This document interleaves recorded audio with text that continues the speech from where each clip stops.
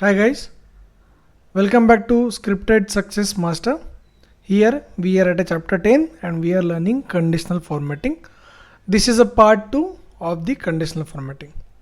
What we have learned last time as a color scaling less than or above, is cell empty, or is cell or text contains or does not contain. Okay, now what we will learn custom formulas in the conditional formatting. Okay, so for that let's select the table first. Okay, table, you should select wherever conditional formatting you need to apply. Heading you should not select, you should select the data sets. Okay, now I selected the cells, click on the format, click on the conditional formatting.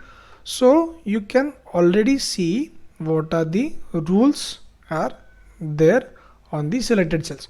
So if you simply click on the remove rules, it will get removed like this. Okay, now we'll learn specific new rules where we have option as a custom formula. Okay, I'll go here. Custom formula is nothing but you can implement the rules on whole selected range by checking conditions in one of the column in the range. Now let's do one thing. What we have to do, we will do the conditioning like whenever I will click on the checkbox, whole row should get in color in red color and should get a strike like this. Okay, so we have selected the range already, so every formula should start from is equal to. So what we will do, we will put the formula manually. So what we have to do, G3 should be true, correct? So what we will put, G3 equals true, and what we will do, we will color it as, we will color background as a red, and what we will do, we will do the strike through here. Okay, so I click on done and I'm checking this. So what happened, only first column and first row got affected because we have not covered the cell references.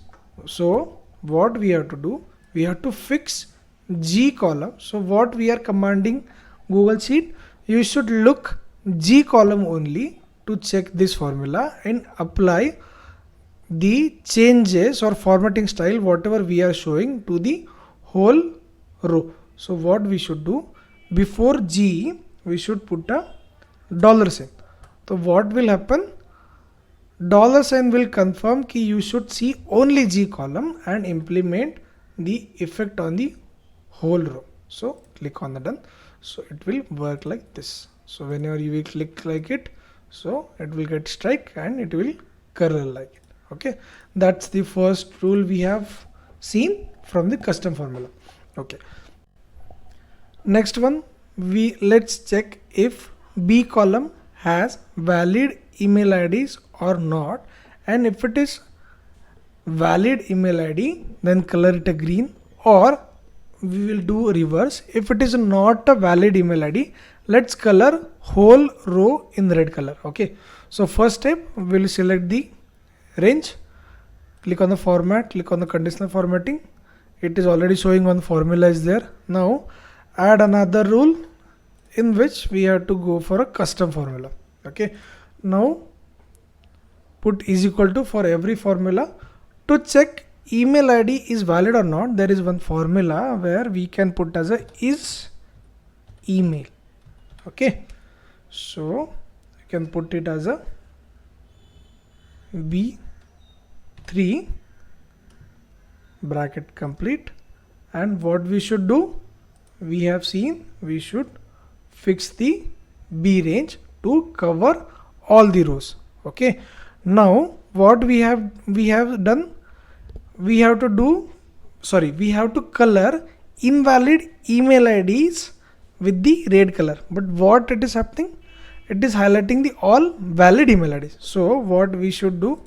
We should do not function before this email ID formula. So what will happen? It will reverse it. Okay. And now what we will do? We will color it as a red color. So I will cover these formulas in upcoming chapters, but this is the important thing where everyone should use a custom formula by their own style. That's why I am using this complex formulas in this chapter. So when I click on a done, so what happened? It is highlighting whatever invalid email IDs are there. So all whole row it is highlighting. So you can see there is no dot in between Gmail and com. Here we can see another dot after com. We can see here there is no @ after Kanti and between the Gmail. So it is highlighting these 4 because these 4 rows has a wrong email ID or invalid email ID. So guys, hopefully you learn about the custom formula and how to fix the cell references within the custom formula through these 2 examples. Hope you enjoyed it. We will cover further critical or enjoyable formulas in upcoming sessions. Thanks for watching.